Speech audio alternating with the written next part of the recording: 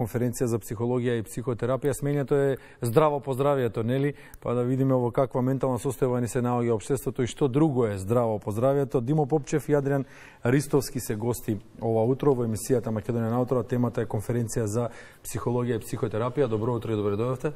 Добро утро, добро. Со насмевка да го почнеме, нели, разговорот, го видовме театарот, комедија и програмата. Сменето е добро за луѓето, нели? Апсолутно. Што можеме да кажеме за менталното здравје на нашите граѓани во нашето општество во ова турбулентно време, во време во кое што па може да кажеме дека живееме хаотично? Факт е дека живееме хаотично. Менталното здравје, иако пред 10 години беше на многу пониско ниво, јас сум горд затоа што денес и како повеќе луѓе обрнуваат внимание на менталното здравје и ги немаат оние предрасуди каде што порано ќе посетиме психолог, психотерапија, ќе работиме на себе си. Туку едноставно луѓето се опуштаат и гледаат дека има начин за решавање на сопствените проблеми, има начин да се увиди во самите себе си и едноставно мислам дека идеме многу нагоре. Од таа причина и организираме една конференција сега во септември за едноставно за пошироката публика да биде запознаена со сопственото ментално здравје и што се случува во нашето општество. Адриан, што ќе биде накратко програмата на оваа конференција која што е јубилејна? Така, па имаме широка палета, односно широк избор на теми кои ќе бидат опфатени на оваа конференција. Поентата беше да се опфати современото живење и заради тоа ставивме теми кои ќе бидат толку различни. Една од тие е малолетничка деликвенција, пример, понатаму имаме психологија на болен, имаме исто така спортска психологија која ќе работам јас лично, толкување на соништа која ќе работи колегата Димо. Понатаму ќе имаме гешталт пристапи, ќе имаме техники за секојдневно живење и слични теми.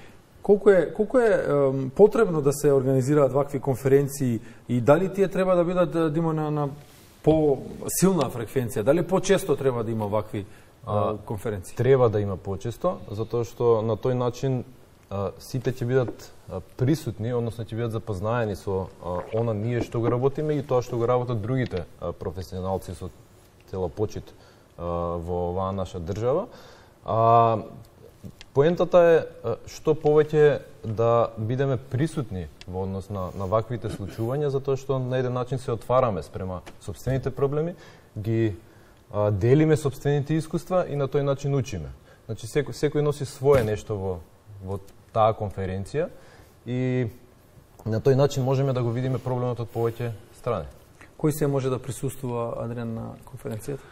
Нема ограничување за луѓето кои би можеле да присуствуваат, односно сите луѓе од различни професионални бранши, секој кој е заинтересиран за било каква тема, нели ги спомнав темите, значи родители, спортисти, тренери, не знам, браќа, сестри, сите луѓе можат да присуствуваат на конференцијата. Што е или колку е битно да се заземе дел од сопственото ментално здравје? Во кој правец, Димо, се движиме како општество? Многу е битно да се заземе дел од сопственото ментално здравје. Зашто? Затоа што јас лично како единка и како граѓанин имам некаква одговорност према овој општество и спрема одговорност према моето семејство и спрема моите пријатели. Колку ја повеќе се грижам за себе си, толку ја станувам подобар човек, односно станувам подобар граѓанин, подобар татко, брат, пријател, партнер и така натаму и така натаму. Така да секој кога ќе превземе лична одговорност да се грижи за сопственото здравје, така дава инпут, така дава влијание во било која средина во која што е. Например, ќе го земам многу тешка тема, меѓутоа самоубиството не е само индивидуален проблем, туку општествен проблем. Така да ако ги гледаме сите така работите и ако дадеме придонес во заедницата на тој начин, едноставно само така можеме да идеме напред. Адриан, кои се најчестите проблеми, вие сте психолози двајцата, дипломирани, кои се најчестите проблеми со кои што луѓето се соочуваат во однос на менталното здравје? Што најчесто се појавува како ефект од нарушено ментално здравје? Некои едноставни поеми што можам да ги наведам тука се анксиозноста, депресијата, нели, се почести. Понатаму не само довербата кај сите нас. Тие се некои поеми кои често ги среќаваме насекаде, се чести во ова современо живење, но на површно ниво, ако ги разгледуваме, нема да дознаеме ништо многу за нив. Едноставно, сите тие си имаат подлабоко минато, подлабока внатрешност, така да разноразни може да бидат проблемите со кои се соочуваме сите ние, но нели секако доколку имаме иницијатива да го подобриме тоа кај нас, секако можеме да го направиме и да се обратиме на стручно лице.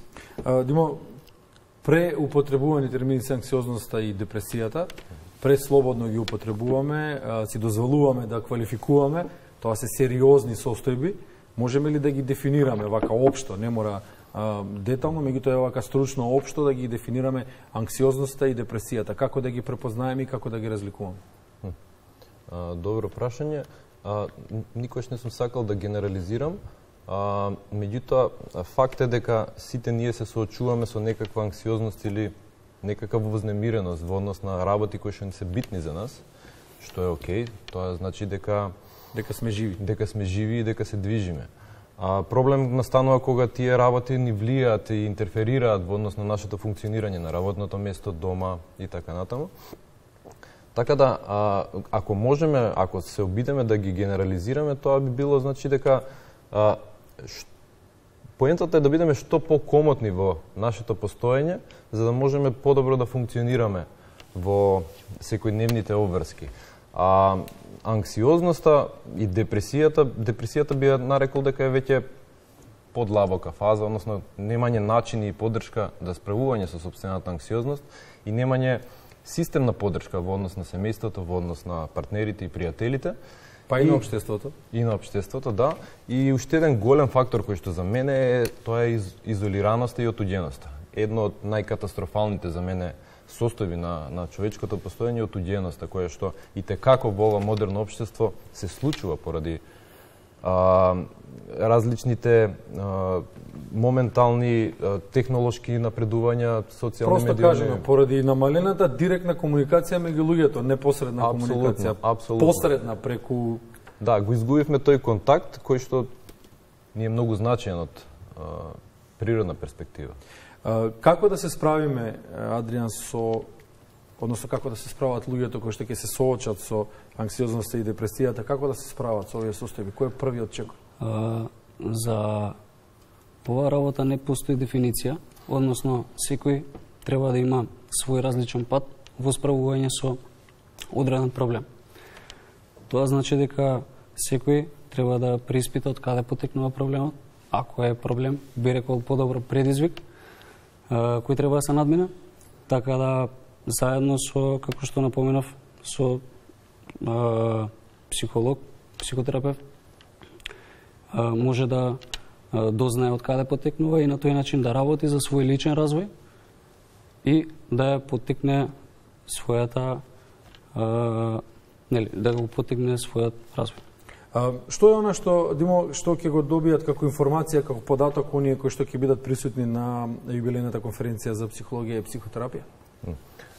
Значи, имаме пленарни предавања кои што ќе ги споделат експерти од таа област. Ќе имаме работилници на кои што секој човек ќе може да присуствува и да разработи одредена тематика лична и да види евентуално како друга тематика се разработува. Би било многу значајно тоа искуство, затоа што би било само еден чекор понапред во однос на личниот раст и развој, кој што сметам дека не е само моментален, туку секој човек во одредена доба од сопственото постоење има различни предизвици. И на тој начин треба да има различен пристап спрема сопствените проблеми и едноставно само така да расте. Кога и каде и колку ќе трае конференцијата за психологија и психотерапија? Конференцијата ќе биде на 21 и 22 септември оваа година, значи ќе биде 2 дена. Просторот се уште го организираме, така да ќе бидат известени сите кои што се заинтересирани и едноставно ги поканувам да бидат дел од тоа, затоа што ќе ни значи и нас, а ќе им значи и на нив. Само да споменем уште кој се ќе биде во улога на едукант на оваа конференција? Ќе има 4 предавачи, кои што се, еден е од нормално професорот Мирослав Пендаровски, кој што е председател на Совршен круг. Организаторот на конференцијата. Ќе има професорката Олга Мурџева-Шкарич, која што е емеритус професор од УКИМ. Ќе бидат Лидија Попчева и Снежана Андреевска, кои што се дел од Гешталт аспекти, Гешталт институцијата аспекти. Ние кои што сме едуканти од Совршен круг и исто така сите кои што завршиле, кои што биле едуканти, кои што ја завршиле едукацијата и кои што ќе можат да настапат со сопствени трудови. Да, релевантноста на емињата и темата која што ќе биде обработена, се надеваме дека ќе привлече што повеќе учесници. Целта е една, целта е јасна, подобро ментално здравје, а со тоа и подобро општество. Благодариме што утро бевте во Македонија наутро.